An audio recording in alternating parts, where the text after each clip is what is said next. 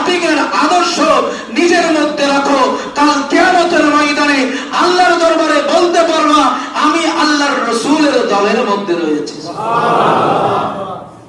আর যদি মেসি কোথায় যাবে, রোনালদো কোথায় যাবে, যত ধরনের পেলে মেলে যা যা আছে সবাই কোথায় যাবে?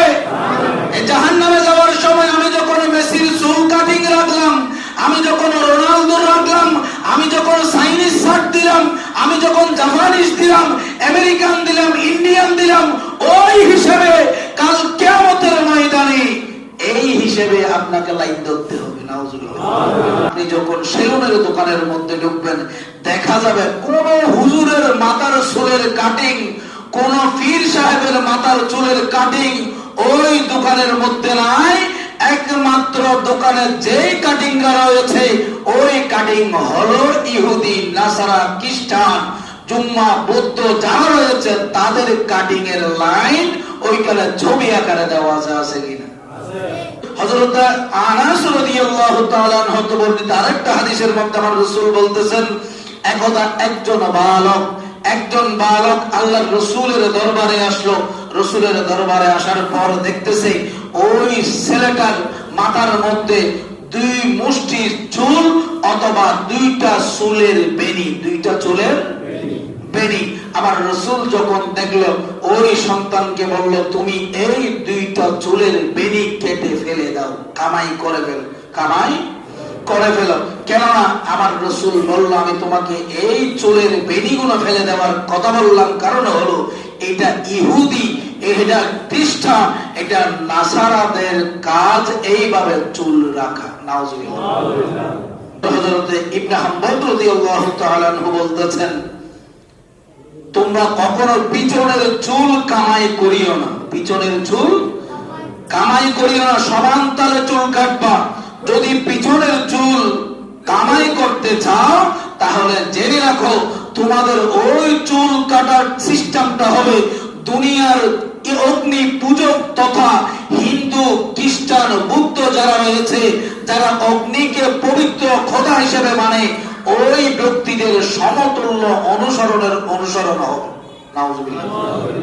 এরপরে বলা হচ্ছে, হ্যাঁ যদি তোমরা এই ইহুদিদের কালচার তোমরা কি করো, অনুসরণ করো, তাহলে এই চুলের ভিতরে কাল কিয়ামতের ময়দানে যাকে তুমি আদর্শ হিসেবে গ্রহণ করেছো, মান তাশাব্বাহা বিকওমিন ফাহুয়া মিনহুম, যেই যাকে দুনিয়ার মধ্যে পছন্দ করেছো, যেই যার কাজটা আমল করেছো, কাল কিয়ামতের ময়দানে আল্লাহর দরবারে তার সাথে হাসর নসর হবে।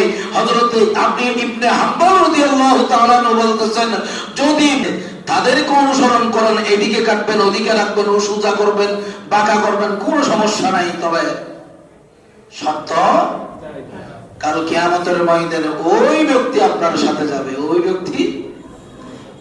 ব্যক্তির সাথে আপনি থাকবেন। তার মানে ওই ব্যক্তি কোথায় যাচ্ছে? মেসি কোথায় যাবে? কি দল না, কি ফেভারিট দল দে, ফেভারিট খেলোয়াড় দে? মেসি কোথায় যাবে? রোনালদো কোথায় যাবে?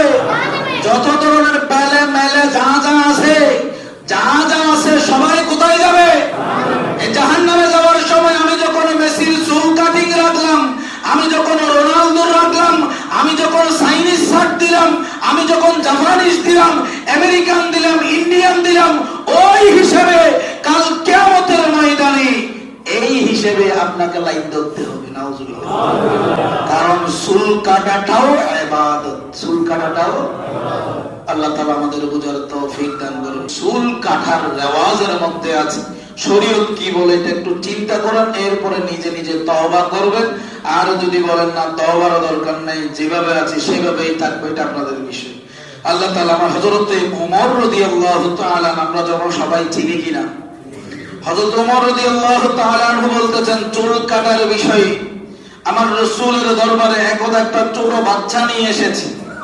ছোট বাচ্চা নিয়ে আসার পর দেখা যাচ্ছে ওই বাচ্চার কি মাথার মধ্যে কিছু চুল আছে আর কিছু চুল কেটে ফেলছে। আমার রাসূল ওই সন্তানটাকে দেখার পর গার্ডিয়ানকে আমার রাসূল বললেন, হে বাবা, তুমি যে এই সন্তানের চুল এইভাবে কেটেছো, এই চুল কাটাটা শরীয়ত সম্মত।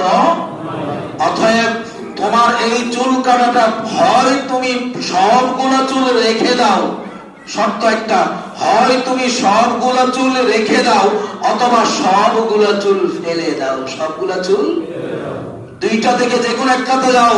আমার রাসূল বলতেছেন হয়তো সম্পূর্ণ মাথার চুল রাখো আর না হয় সম্পূর্ণ মাথার চুল ফেলে দাও। এরপরে বলা হচ্ছে হযরত